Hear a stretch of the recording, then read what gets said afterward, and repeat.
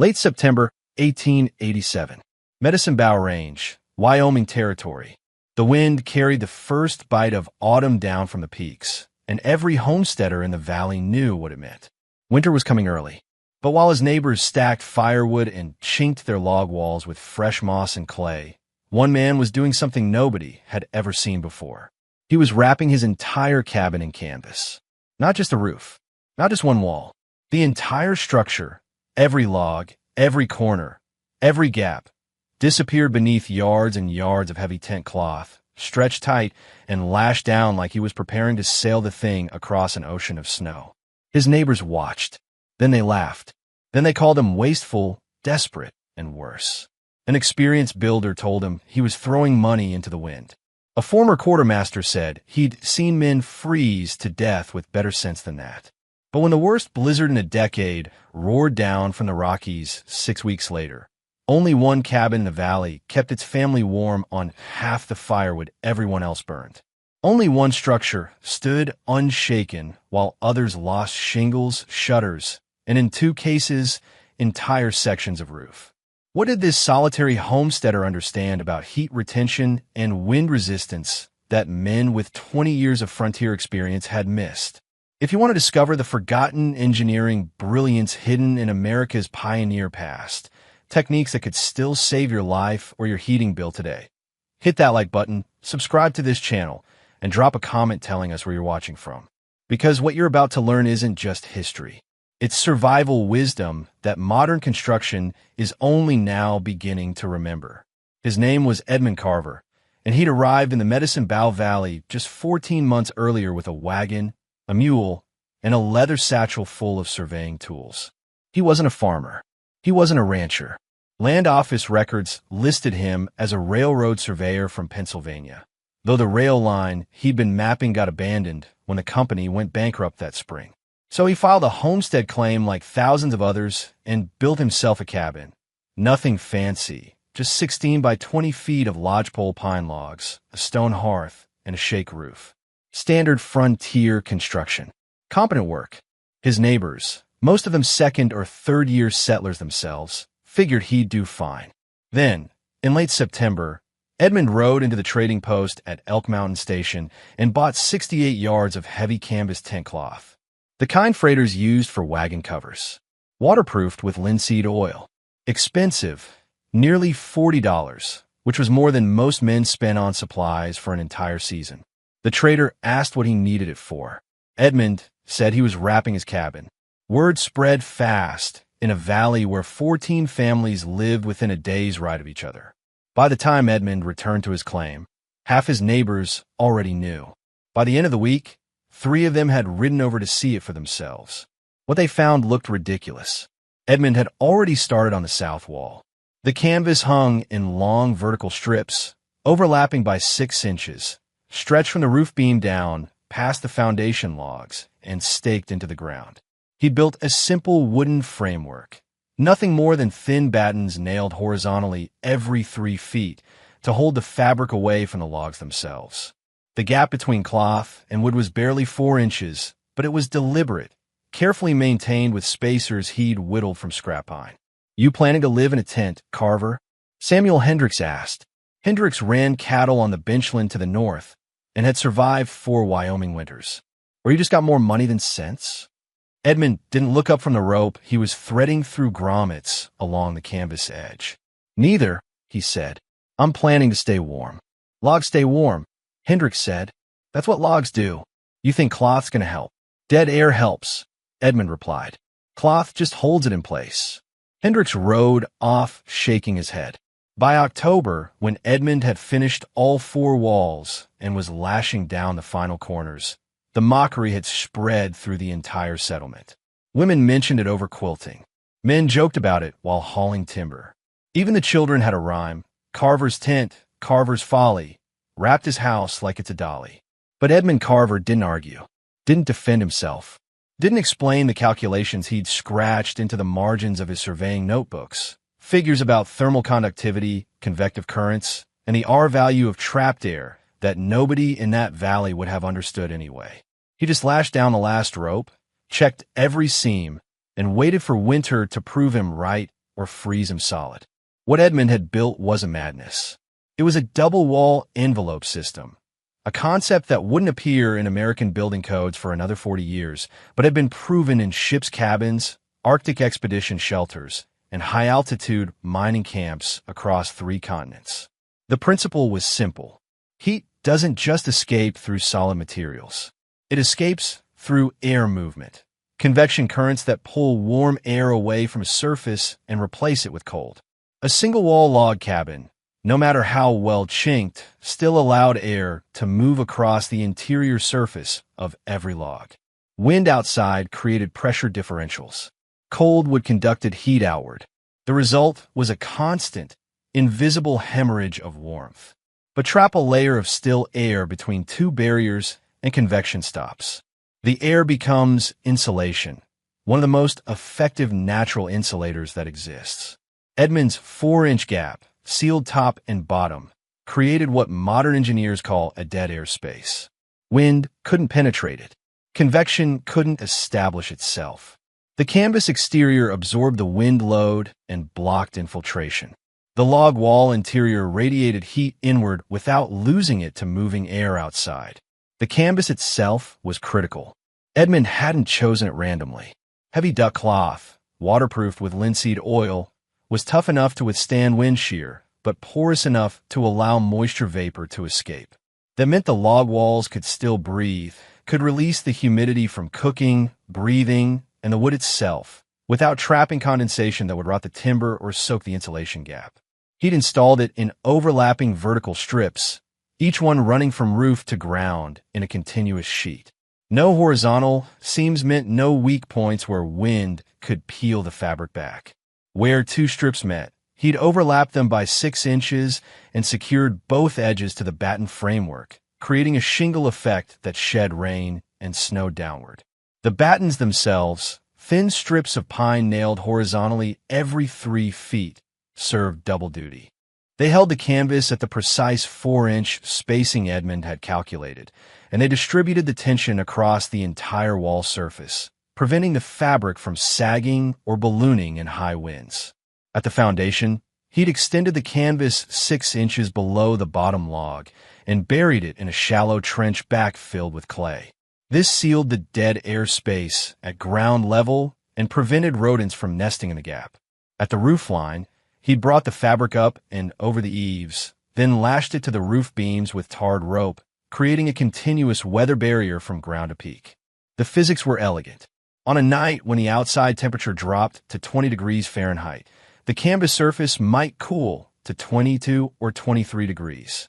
But the trapped air in the gap, unable to move, unable to carry heat away through convection, would stabilize at perhaps 40 degrees.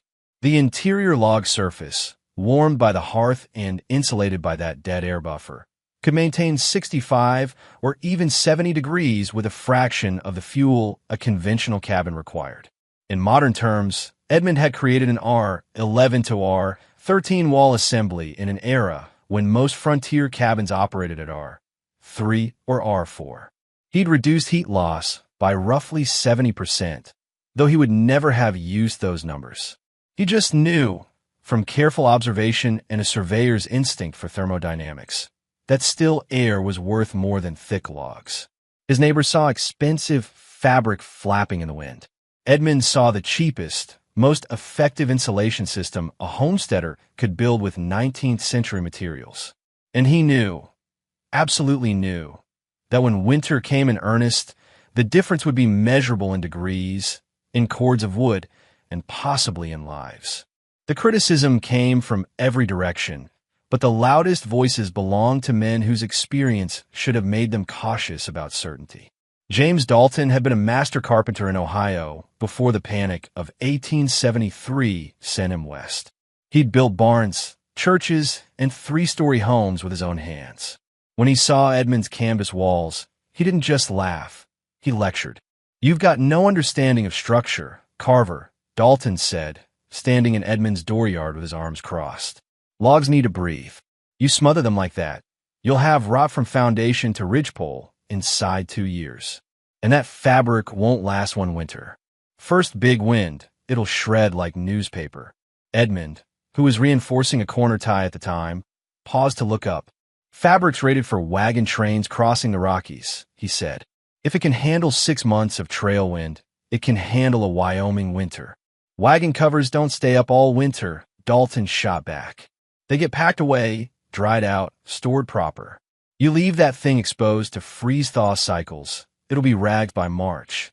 Then, there was William Good, who'd served as a quartermaster in the Union Army and claimed to know more about cold weather supply logistics than any civilian had a right to. He rode over specifically to tell Edmund he was wasting resources. You spent $40 on canvas, Good said, his breath misting in the October chill. You know what $40 buys? For cords of good split pine. Enough firewood to keep a standard cabin warm all winter with surplus to spare. Instead, you've got cloth that'll do nothing but catch snow. 4 cord will keep a leaky cabin barely livable, Edmund replied. 2 cord will keep this one comfortable. Good snorted. You planning to burn magic wood? Are you? I'm planning to keep the heat I make instead of feeding it to the wind. Even the women got involved, though their mockery was quieter, shared over bread baking and mending circles. Margaret Hendricks, Samuel's wife, told the other settlement wives that Edmund Carver was either a fool or a coward, afraid of a little frontier cold, trying to build himself a featherbed in the wilderness. My grandmother raised 9 children in a sod house in Nebraska, Margaret said. No canvas, no fancy ideas, just earth and grass and backbone. These modern men, they want everything soft. But the harshest criticism came from the valley's eldest resident, a former trapper named Josiah Crenshaw, who'd spent 32 winters in the Rockies and considered himself the final authority on mountain survival. Crenshaw rode up on a gray November afternoon when the first snow was already dusting the peaks. He sat his horse, staring at Edmund's wrapped cabin, and finally spat into the dirt. You know what kills men out here, Carver? He said. Stupidity. Thinking you're smarter than the land. Thinking you can outsmart winter with tricks. Edmund was checking the tension on his corner ropes. Not trying to outsmart anything, he said. Just trying to stay warm efficiently. Efficiently, Crenshaw repeated, like the word tasted bad. I've seen men freeze to death wrapped in buffalo robes, buried in snow caves, huddled in shelters twice as clever as this. You think canvas is going to save you when it's 30 below and the wind's coming straight down from Canada. I think dead air is going to save me, Edmund said. The canvas just holds it in place. Crenshaw shook his head. You'll learn. This country doesn't care about your theories. It cares about what works. And what works is thick walls, big fires, and respect for how things have always been done. He rode off without another word, and Edmund went back to his ropes. The settlement had rendered its verdict. Edmund Carver was a fool, wasting money and effort on an experiment that would fail at the first real test. His cabin looked absurd. A log structure gift-wrapped like a child's present, bulging and sagging with fabric that would shred, rot, or simply prove useless when winter truly arrived. If you're enjoying this forgotten piece of frontier engineering genius, smash that like button and subscribe so you don't miss the next chapter, because what happens when the blizzard hits will silence every critic and change how this entire valley builds shelters. Drop a comment and let us know, what old-time survival technique do you think modern people have forgotten? By the second week of November, the mockery had faded into indifference. People stopped riding over to stare. They stopped making jokes. They just assumed Edmund would realize his mistake when the cold came, tear down the canvas in embarrassment, and endure winter like everyone else, cold, smoky, burning wood from dawn to midnight just to keep the frost off the water bucket. They had no idea that the test was already on its way, and it would be more severe than any of them were prepared for. The first warning came from the sky itself. On November 9th, 1887, the morning sun rose into a band of pale green along the eastern horizon, a color every stockman and settler in Wyoming knew meant trouble. By noon, the temperature had dropped 12 degrees. By sunset, the wind had shifted to the northwest and carried the smell of snow from 200 miles away. Josiah Crenshaw rode through the valley that evening, stopping at every cabin. Big one coming, he said. Maybe tomorrow night, maybe the night after. Get your stock clothes. Get your wood stacked inside. Don't plan on leaving your dooryard for days minimum. The settlers took him seriously. Crenshaw didn't exaggerate. If he said it was going to be bad, it was going to be bad. Edmund spent the 10th checking every inch of his canvas installation.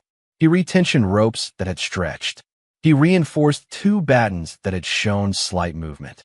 He inspected every grommet, every overlap, every stake. The system was sound, but this would be its first real test, and he knew it. He also stacked 18 days' worth of firewood inside the cabin. Not because he expected to need that much, but because he wanted a controlled comparison. If his calculations were right, he'd use half what a conventional cabin required. If he was wrong, he'd have enough to survive his mistake. The storm arrived on the night of November 11th. It didn't come gradually. At 9:47 p.m., Edmund noted the time by his pocket watch. The wind hit like a physical blow. One moment the air was still cold, expectant. The next, the entire cabin shuddered as a gust that must have exceeded 50 miles per hour slammed into the north wall. The canvas boomed like a drumhead, stretched tight, held.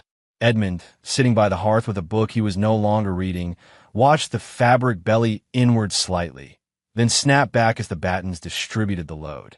No tearing, no failure, just a deep, resonant vibration that settled into a steady roar as the wind found its rhythm. Then the snow came. Not flakes, pellets, hard as sand, driven nearly horizontal by wind that Edmund later estimated at 60 miles per hour with gusts approaching 75. The sound against the canvas was like continuous rifle fire, a hammering that would have been unbearable inside a tent, but was muffled by the log walls and the dead air gap into a distant, almost soothing static. The temperature outside dropped from 28 degrees at sunset to 4 degrees by midnight. By 3 a.m. on November 12th, it had reached 6 below zero. Inside Edmund's cabin, with a moderate fire burning in the hearth, the kind of fire that in a conventional cabin would barely keep the chill off, the temperature held at 68 degrees Fahrenheit. He knew this because he'd hung 3 thermometers at different heights and distances from the fire. All 3 read within 2 degrees of each other. The heat wasn't pooling at the ceiling or concentrated near the hearth. It was distributed, stable, retained by walls that simply refused to bleed warmth into the screaming cold outside. The storm lasted 61 hours. For 2.5 days, the wind never dropped below 40 miles per hour. The temperature never rose above 8 degrees. Snow accumulated to 43 inches in the valley, with drifts reaching 8 and 9 feet on the north sides of structures. And Edmund Carver burned 1 cord and 2/3 of wood to maintain comfort. Less than half what his nearest neighbor, Samuel Hendricks, would later report burning just to keep his family from freezing. But Edmund didn't know that yet. He only knew his cabin was holding. The canvas was holding. The system he'd been mocked for was working exactly as he'd calculated it would. 300 yards to the north, in a conventional log cabin with walls chinked in clay and moss, Samuel Hendricks fed his fire every 45 minutes and watched frost form on the interior walls despite his efforts. His children slept in layers of wool and buffalo hide. His wife kept heated stones wrapped in blankets at the foot of their bed just to ward off numbness. 400 yards to the east, James Dalton, the master carpenter who'd predicted structural failure, lost 6 shingles off his roof and had his door blown half off its hinges when wind pressure overwhelmed the latch. He spent 4 hours in sub-zero conditions nailing the door back into place, then returned inside to a cabin so cold his water bucket had frozen solid despite the fire he'd kept burning continuously. And 2 miles south, in a dugout shelter carved into a hillside, William Good, the former quartermaster who'd called Edmund's canvas a waste of money, burned through 5 cords of wood in 61 hours and still nearly lost 2 toes to frostbite when his fire went out at 4 a.m. on the second night, and he couldn't get it restarted for 90 minutes in the pitch dark with fingers that no longer felt the matches. Edmund knew none of this. He just sat by his moderate, efficient fire, warm in a cabin wrapped in canvas that had cost him $40 in 3 days of labor, and waited for the storm to end. When it finally did, on the morning of November 14th, the silence was profound. The wind stopped. The sun broke through. and 14 families across the Medicine Bow Valley emerged from their cabins into a landscape transformed by snow and ice, and into a community about to learn a very uncomfortable lesson about the difference between experience and wisdom. The sun rose on November 14th into air so cold it felt sharp in the lungs, and Samuel Hendricks was the first to notice something impossible. Smoke was rising from Edmund Carver's chimney. Not the thick, continuous column you'd expect from a man burning wood desperately to recover from 3 days of siege, but a thin, lazy thread.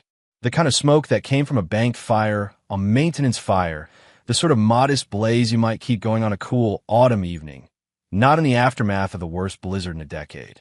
Hendricks trudged through thigh-deep snow to investigate, and what he found made him stop 50 feet from Edmund's door. The canvas was intact, not shredded, not torn, not even noticeably damaged. A few scuff marks where wind-driven ice had abraded the fabric. Some snow packed into the lower corners where drifts had built up. But the system had held, every rope still taut, every overlap still sealed, the entire envelope still wrapped tight around the log structure like it had been installed yesterday. And when Edmund opened his door to greet his neighbor, heat poured out. Visible heat, the kind of warmth that made the cold air shimmer. "You all right, Carver?" Hendricks asked, his own face wind-burned and exhausted. "Fine," Edmund said. "You?" "Barely," Hendricks admitted. "Burned damn near 4 cords keeping my family from freezing. Lost feeling in my hands twice. My wife." He stopped, staring past Edmund into the cabin interior. "How warm is it in there?" 68 degrees, Edmund said. 65 if I let the fire drop. I've been keeping it modest." Hendricks just stared. His own cabin, after 3 days of continuous firing, had never gotten above 52 degrees. And he'd burned 4 cords doing it. "How much wood did you use?" he finally asked. Edmund glanced back at his interior woodpile. About 1 cord and 2/3. Maybe a bit less. The math was brutal. Edmund had maintained a temperature 16 degrees higher while burning less than half the fuel. That wasn't a marginal improvement. That was a revolution in thermal efficiency. Word spread fast. By midday, 7 families had sent representatives to examine Edmund's cabin. By evening, James Dalton, the master carpenter who'd predicted structural failure, was standing in Edmund's dooryard with a notebook, sketching the batten system and asking technical questions about grommet spacing. "I was wrong," Dalton said bluntly. "Dead wrong. I've been building for 23 years, and I never thought about separating the wind barrier from the thermal mass. This is," he paused, struggling with the admission, "this is better than anything I've ever built." William Good came by the next morning, his face still showing the gray pallor of near frostbite. He didn't apologize. Men like Good didn't apologize. But he did ask, quietly, if Edmund would be willing to help him install canvas on his own cabin before the next storm came. "Cost me $47 and would to get through that storm," Good said. "You probably spent 15. I could do math. That canvas pays for itself in 1 winter." Even Josiah Crenshaw, the old trapper who'd called Edmund's approach stupid and arrogant, rode over on November 16th. He sat his horse for a long time, studying the installation, before he finally spoke. "I've survived 32 winters in these mountains," Crenshaw said. "I thought that meant I knew everything worth knowing about staying warm. Turns out I just knew how to survive being cold." He nodded toward the canvas walls. "This ain't survival. This is comfort, and I was a fool to mock it." But the most telling evidence came from temperature measurements that Edmund recorded meticulously throughout the rest of November and into December.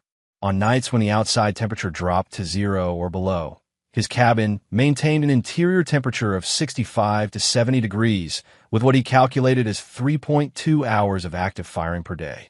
His neighbors in conventional log cabins reported needing 7 to 8 hours of active firing to maintain 50 to 55 degrees. The fuel savings were even more dramatic. Between November 14th and December 31st, Edmund burned 2 1/4 cords of wood. Samuel Hendricks, whose cabin was nearly identical in size, burned 5 3/4 cords over the same period. In January, when a second major storm dropped the temperature to 18 below 0 for 4 consecutive nights, Edmund's system proved itself again. While his neighbors huddled around roaring fires, he maintained comfort with what one visitor described as a fire a city parlor would consider adequate, and he did it while using 62% less wood than the valley average. The structural integrity was equally impressive.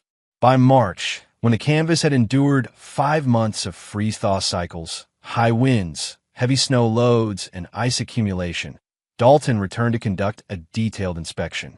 He found minor wear, some fraying at the corners, slight fading from sun exposure, 2 grommets that had elongated slightly under tension. But the fabric was fundamentally sound. No rot, no major tears, no structural failures. Dalton estimated the installation would last 3 to 5 years before requiring replacement, and he noted that the cost of new canvas every 4 years was still vastly cheaper than the extra fuel a conventional cabin consumed in a single winter. The numbers didn't lie. Edmund Carver's canvas-wrapped cabin had outperformed every traditional structure in the valley by margins that couldn't be dismissed as luck or anomaly. He'd cut his heating costs by more than half. He'd maintained comfort levels his neighbors couldn't match, even with unlimited firewood. And he'd done it with a system so simple that anyone with basic carpentry skills and access to canvas could replicate it in a matter of days. The mockery had stopped. The questions had begun. And the Medicine Bow Valley was about to undergo a transformation in frontier building practices that would ripple across Wyoming territory and beyond. By late February 1888, 3 cabins in the Medicine Bow Valley had been retrofitted with canvas envelope systems based directly on Edmund Carver's design. By the end of April, that number had grown to 11. Samuel Hendricks was the first convert. He installed canvas on his north and west walls, the directions that caught the worst winter wind, and reported an immediate 38% reduction in wood consumption even with partial coverage. The following autumn, he completed the full envelope and wrote to his brother in Nebraska, "I am warmer this winter than I have ever been in Wyoming, and I am burning less wood than I burned in October alone last year. The man we mocked has saved us all a fortune and possibly our lives." James Dalton didn't just adopt the technique. He refined it. Working with Edmund, he developed an improved batten system using wider boards and a stagger nailing pattern that distributed stress more evenly. He also experimented with double-layer canvas in high wind areas, creating an even deeper dead air space that pushed thermal performance to levels Edmund hadn't thought possible. Dalton's enhanced design added another 8 to 10% in fuel efficiency. William Good, the former quartermaster, turned the innovation into commerce. He began purchasing canvas in bulk from suppliers in Cheyenne and Laramie, then reselling it at cost to settlers throughout the territory while offering his labor for installation at reasonable rates. By 1890, he'd helped install canvas envelopes on 43 structures across 4 counties, and his reputation as a thermal efficiency expert had completely replaced his earlier identity as a skeptic. Even Josiah Crenshaw, the old trapper, adopted a modified version for his remote line cabin. He used lighter canvas and a simpler framework, but the principle remained the same: dead air between barriers. At age 64, after spending more than 3 decades accepting brutal cold as the price of mountain living, he experienced his first truly comfortable winter and admitted to Edmund that he should have been asking questions instead of making pronouncements. The technique spread beyond individual adoptees. In the winter of 1888 to 89, a mining camp 30 miles north of the valley faced a supply crisis when early snow closed the freight roads before their winter provisions arrived. Faced with the prospect of burning through their limited firewood reserves in a matter of weeks, the camp foreman, a man named Victor Chun who'd heard about Edmund's cabin from a cousin in the Medicine Bow settlement, organized a canvas installation project that wrapped 12 bunkhouses in 5 days. The results were dramatic enough that the mining company's engineers documented them in formal reports. Fuel consumption dropped 61%. Interior temperatures rose an average of 14 degrees. And the camp weathered the supply shortage without a single case of cold-related injury or illness, an outcome the company attributed directly to the thermal efficiency gains from the canvas envelope system.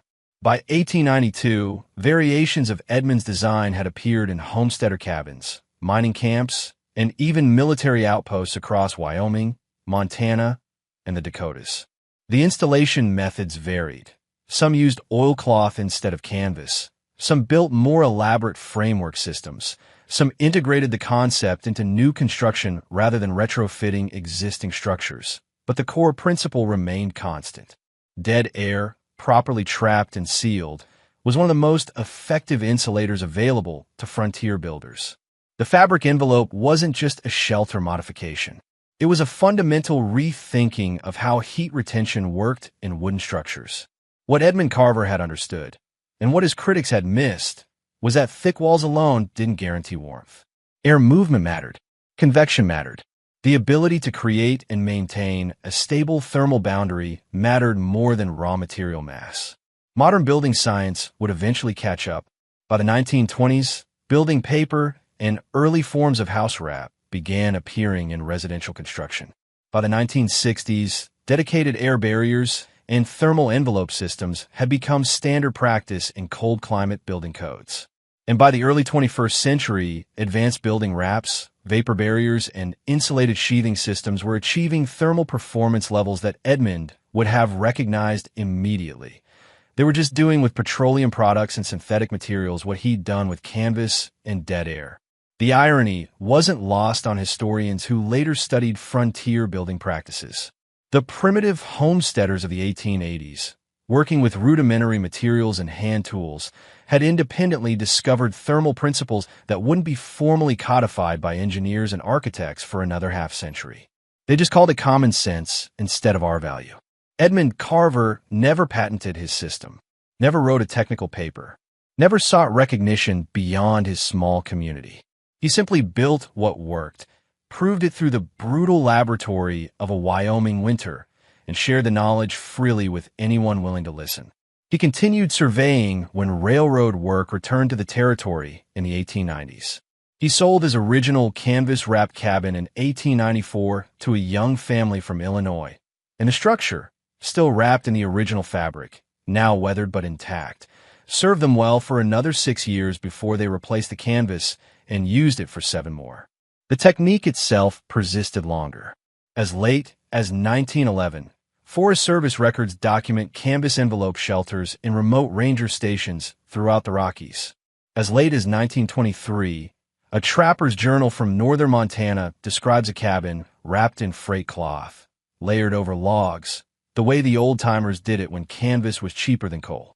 The last known original installation, a line cabin in the Medicine Bow National Forest built in 1889 using Edmund's exact specifications, was documented by a WPA surveyor in 1936.